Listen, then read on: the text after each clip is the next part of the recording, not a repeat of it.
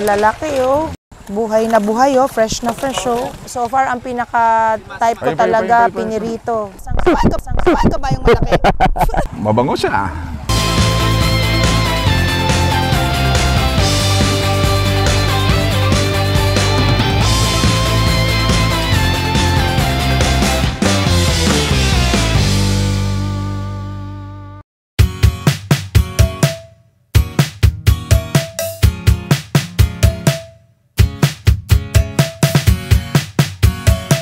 Sige, paano nyo sinusuyod dyan? Tingin, kukulungin nila. Ayan, ganyan po ang manghuli ng isda.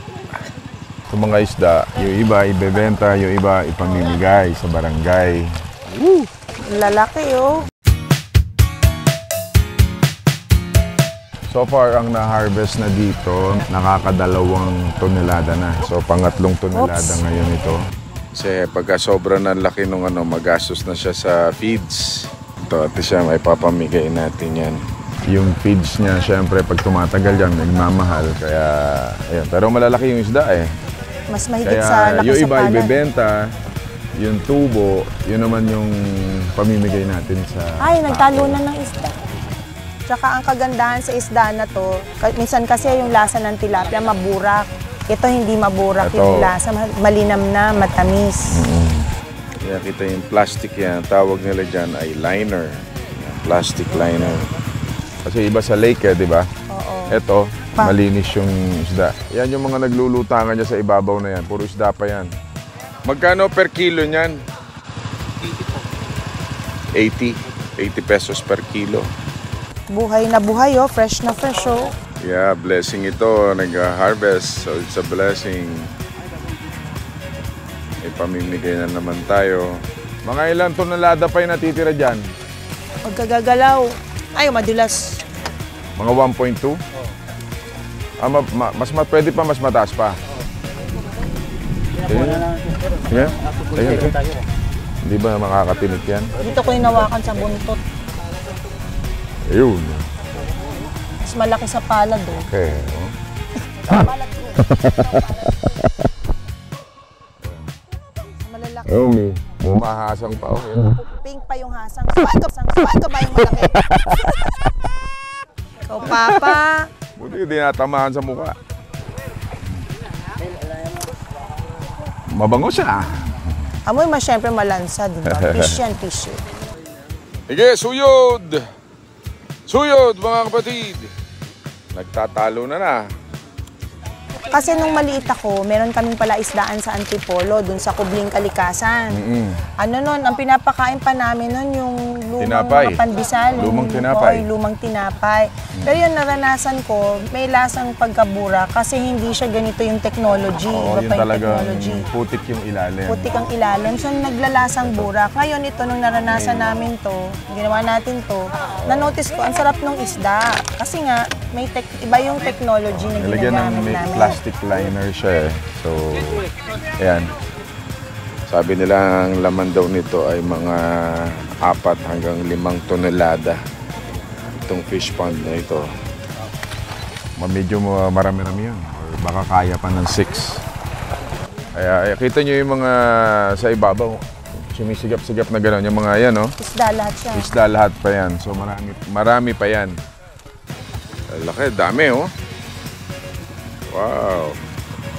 Nag-enjoy ba kayo sa pag-harvest ng isda? Ay, nagtatalunan sila. Nakakailang araw na tayo. 3 days na. 3 days.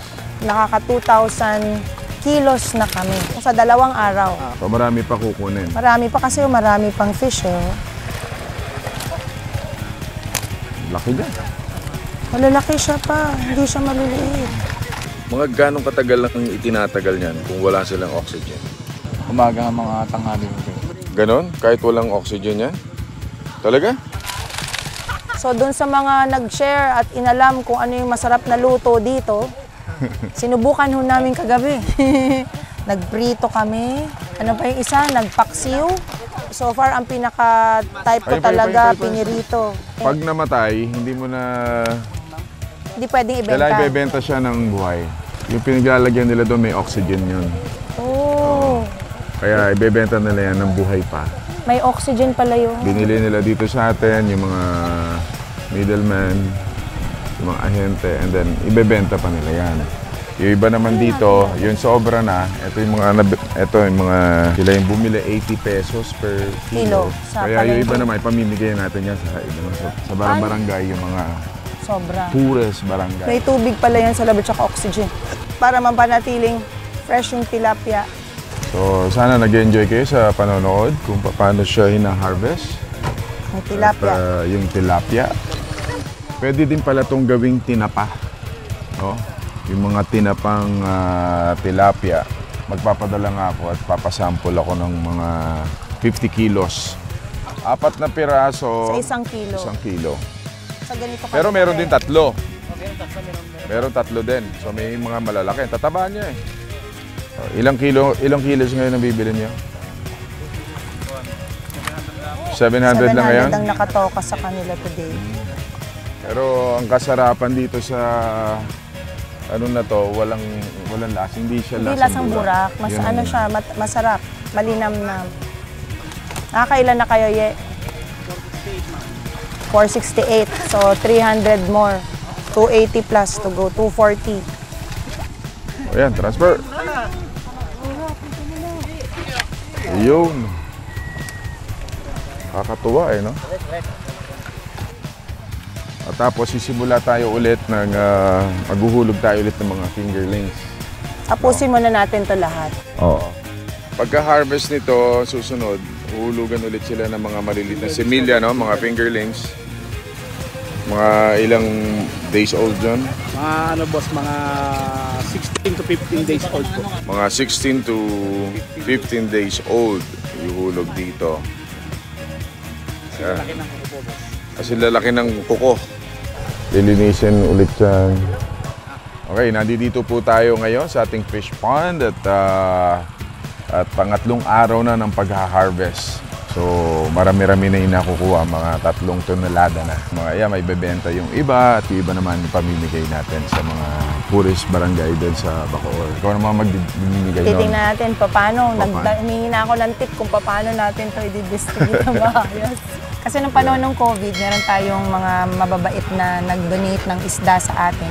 Eh, banye-banyera yun. Siyempre, may Ito, ice. banye-banyera din Oo, hindi ko lang alam kung paano natin to gagawin. Kung paano, ay Pag-aralan ganun din namin. yan. Yeah. Ako pwede ilalagay sa plastic with oxygen. Buhay yan. Kailangan bibigay mo buhay. So yan,